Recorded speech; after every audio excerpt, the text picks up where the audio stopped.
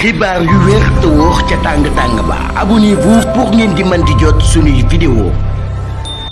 mbégteeg bànneex la ñu am yéen ñi nga xam ne yéen a ñuy topp ci chaîne bii di Buzz 221 HD ni ñu koy defee saa su ne rek di leen indil ay xibaar tey nag ñu fas yéene ñëw def li nga xam ne nag moom moo di suñu benn jàngat ci élection législative yi nga xam ne nag moom la ñu daal di jëm ku ne xam ne enjeu bi bari na lool. waaye itam gis nañu ci ay jamono ki nga xam ne moom moo di Mollah Morgun yëkkati woon ay kàddu jëmale ko ci li nga xam ne nag moom moo di opposition bi maanaam ca booba jamono ñi nga xam ne ñoom doon jege ki nga xam ne moom moo di Ousmane Sonko di ko wan ne dañ laa bëgg bokkoon na ci ki nga xam ne moom moo di Déthié Fall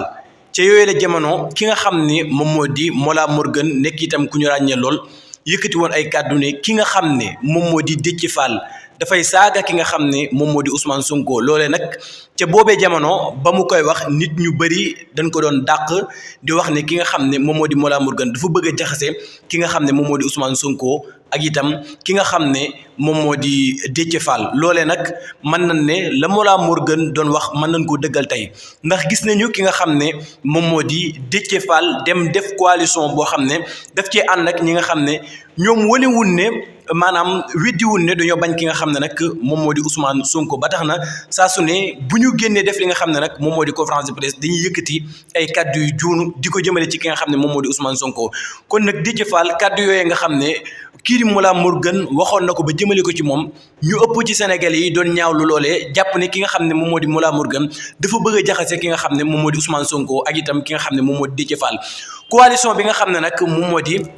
sàmm sa kàddu service la Sénégal gis nañu ca ki nga xam ne moom moo di Déthié Fall waaye itam ak ki nga xam ne moom moo di Anta Babacar Ngom Khalifa Ababacar Sall waa Pire gi nga xam ne nag ñoom ci gàmmu gi ñoom ñoo doon xamal ne ki nga xam ne moom moo di Ousmane Sonko dafa jógte li nga xam ne moom moo di tànki woor bu ñu sukkandikoo ba tey ci ki nga xam ne moom moo di Mollah Morgun nekk itam koo xam ne ku ñu ràññee la loon moom doon na wax ne li tax ki nga xam ne moom moo di Ousmane Sonko demul mel na ne cas bi nga xam ne moom moo ko war a bokk na ci cas bi nga xam ne moo dox ci diggante Déthié Fall ak itam ki nga xam ne moom moo di Ousmane Sonko kon nag la tax Ousmane Sonko seetiwul kookee nga xam ne moom moo di njiital parti Pire bokk na ci li nga xam ni dangaa jiital li nga xam ne moom moo di nit ki ba noppi topp ci ginnaawam di ko fa kasal mën nañ ne loolee tax bokk na ci li nga xam ne moom mooy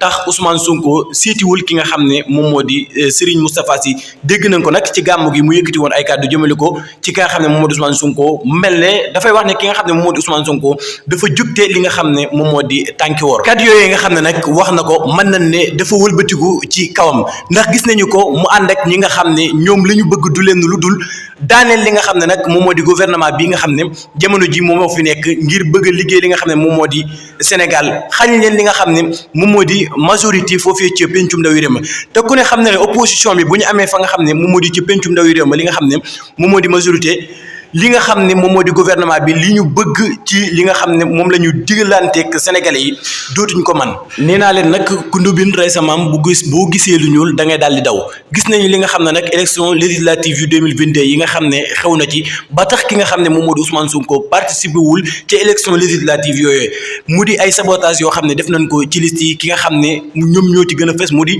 Déthié Fall waaye itam ak ki nga xam ne moom moo di Khalifa Ababacar Sall loolee nag ba ñu koy def du leen lu dul dañ ko bëggoon a def livré ki nga xam ne nag moom moo di Ousmane Sonko ngir mu bañ a am li nga xam ne nag moom moo di immunité parlementaire foofii ca pencum ndawi réew mu waral nag ñu xañ ko mu dem ci li nga xam ne moom moo di élection législative yi nga xam ne moom la ñu daal di génn ba tax ki nga xam ne moom moo di Macky Sall am droit ci kawam jël ko waaye itam patamee ko dugal ko ci li nga xam ne nag moom moo di prison moo tax it gis ngeen li nga xam ne nag moom moo di élection législative yi ñu jëm Ousmane Sonko fas yéene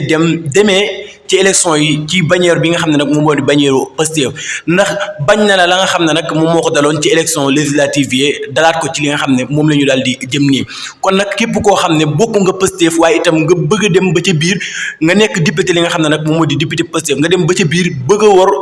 indi tànki bukki bu ko defee parti bi di Pastef dana la jël remplacer la keneen bu ko defee yow jëmm ji nga xam ne yaa bëggoon a def loolee da nga mën a ñàkk li nga xam ne nag moom moo di sa poste député foofee ca assemblée nationale. mën na nekk choix bi nga xam ne Ousmane Sonko def na ko mooy choix bi nga xam ne nag moom moo daal di gën muy demee ci li nga xam ne moom moo di